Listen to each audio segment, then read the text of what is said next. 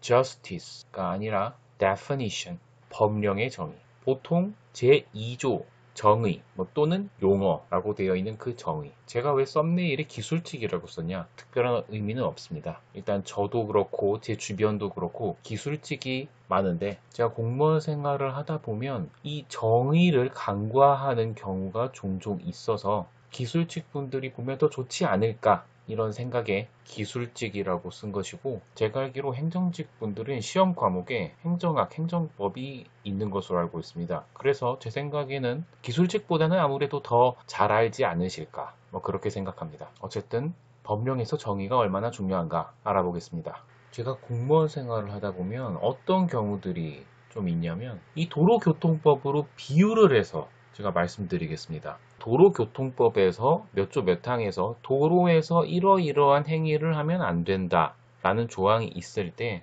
분명히 도로에서 이러이러한 행위를 하면 안 된다 라는 조항이면 이 행위가 일어난 장소가 도로인지를 먼저 따져야겠죠. 그런데 그러한 것이 없이, 그런 고민이 없이 어떠한 행위에만 초점을 맞추는 경우가 종종 있습니다. 즉 정의, 보통 정의에 대한 고민 없이 해당 조항에만 집중하는 경우가 있다는 겁니다. 해당 조항의 용어들을 넘겨짚는 거죠. 법률에 있는 제2조 정의를 보면서 고민을 하는 것이 아니고, 이거는 그냥 이런 의미일 것이다. 당연히 포함되겠지. 제가 자세히 말할 수는 없지만 어떤 일이 있었냐면 시군에 일할 때였습니다. 그런데 무슨 부에서 지시가 내려왔습니다. 뭘 하라고 지시가 내려와서 부에서 내려서 시도로 갔고 시도에서 내려서 시군으로 왔습니다. 제가 그 지시를 보고 시도에 이 지시는 법률의 정의를 간과한 것으로 보이는데 그에 대한 고려가 필요하지 않겠습니까? 라는 식으로 말을 했다가 담당자가 이상한 소리를 한다 라고 하더라고요. 그러면서 팀장을 바꾸라고 했습니다. 당연히 바꿨죠. 그리고 얼마 안 있어서 국가직으로 갔는데 이 똑같은 지시가 내려와서 시군 합동으로 하라는 겁니다. 그래서 제가 이 부의 담당자에게 얘기를 했더니 그 회의 참석자들이 이제 여러 명이 굉장히 많았습니다. 거기서 갑자기 사람들에게 저를 보고 공부를 많이 했다며 박수를 치라고 하더라고요.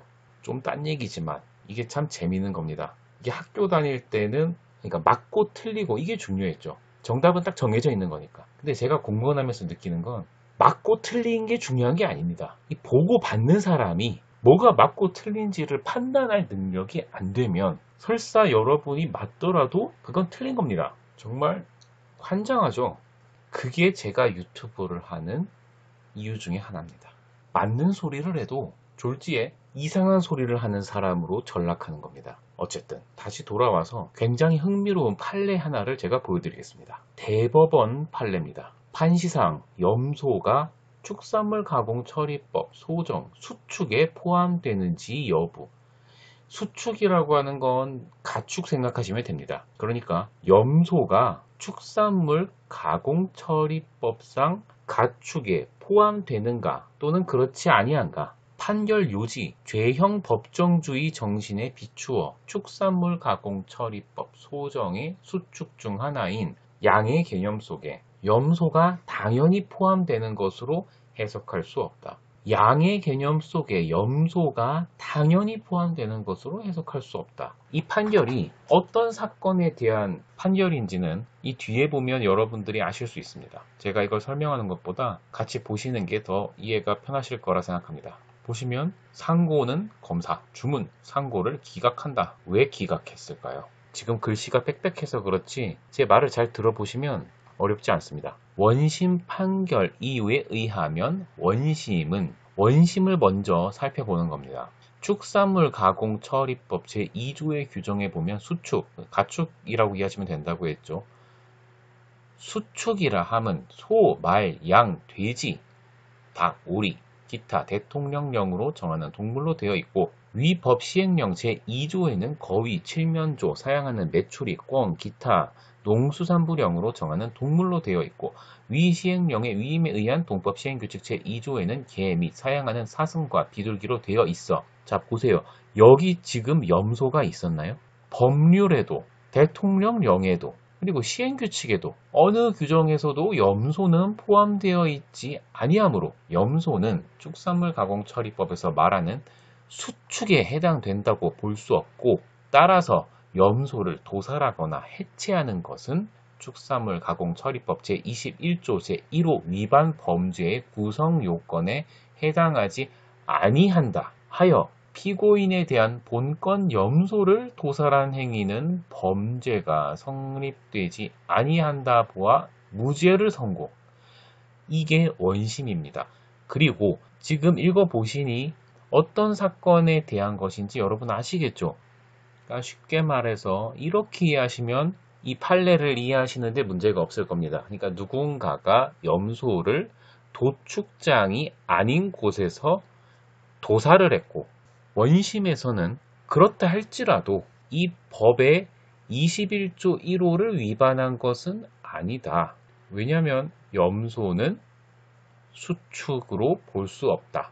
그 다음 보시면 살피건대 양과 염소는 다 같이 우과에 속하는 반추하는 가축이기는 하나 같은 동물이라고는 할 수 없다 할 것인즉, 죄형 법정주의 정신에 미루어 보면 형벌 법규인 축산물 가공 처리법 소정의 수축 중 하나인 양의 개념 속에 염소가 당연히 포함되는 것으로 유축 해석할 수는 없다고 봄이 상당하다 할 것이므로 이와 같은 취지의 위 원심 판단 조치는 긍인되는 바라 할 것이니, 이와 반대의 견해에 입각한 논지는 모두 이유 없다 할 것이다. 자, 다시 돌아가서 보시면 아까 이 수축의 종류 중에 양이 있죠. 여기 양이라고 했지 염소라고 하지는 않았단 말입니다. 양과 염소는 같은 동물이라고 할 수 없다. 이 앞에 양의 개념에 염소가 당연히 포함되는 것으로 유추 해석할 수 없다. 이것이 대법원의 판례입니다. 참고로 이 죄형 법정주의에 대해서 잠깐 보시면 어떤 행위가 범죄인가 아닌가 또는 그 범죄에 대하여 어떤 형벌을 내릴 것인가 하는 것은 법률에 의해 정할 수 있다는 원칙. 저는 이러한 내용들이 흥미로운데 너무 재미가 없어서 조회수가 정말 안 나오는 게 아닐까 하는 우려가 약간 듭니다. 오늘 하루도 고생하셨습니다. 시청해주셔서 감사합니다.